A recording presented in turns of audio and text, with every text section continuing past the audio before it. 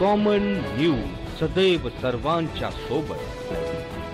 Common न्यूजच्या ताज्या घडामोडी जाणून घेण्यासाठी आताच आमचे कॉमन न्यूज चॅनल सबस्क्राइब करा।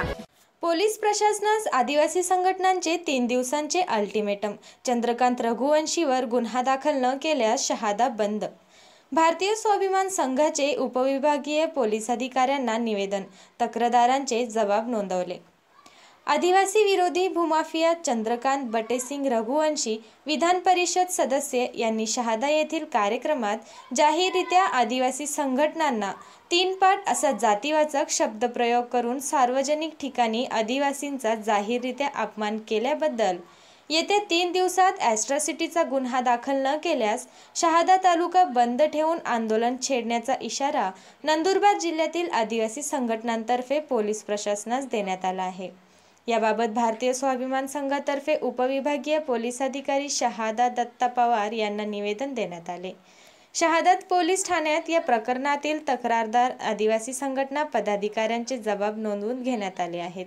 यावेळी भारतीय स्वाभिमान संघाचे प्रदेश महासचिव रोहिदास वळवी, भारत आदिवासी संविधान सेनेचे कार्याध्यक्ष रवींद्र वळवी, बिरसा फायटर्सचे राष्ट्रीय अध्यक्ष सुशील कुमार पावरा, सामाजिक कार्यकर्ता योगेश गावित, भारतीय स्वाभिमान संघाचे जिल्हाध्यक्ष पंकज वळवी, नंदुरबार तालुकाध्यक्ष अजय वळवी, शहाद्याचे सुरेश पवार, दिलीप मुसळदे आदी कार्यकर्ते उपस्थित होते।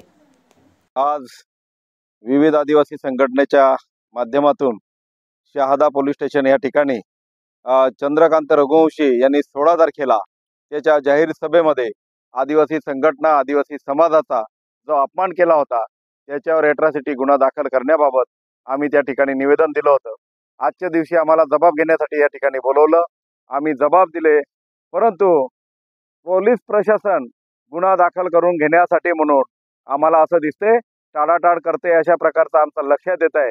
म्हणून आम्ही पोलीस प्रशासनाला, पोलीस स्टेशन असो, उपविभागीय पोलीस अधिकारी असो, यांना भेटून आम्ही त्यांना स्पष्ट कल्पना दिली आहे की ॲट्रॉसिटी गुन्हा जर तुम्ही दाखल करत नसाल तर लवकरच आम्हाला शहादा तालुका बंद करावा लागेल।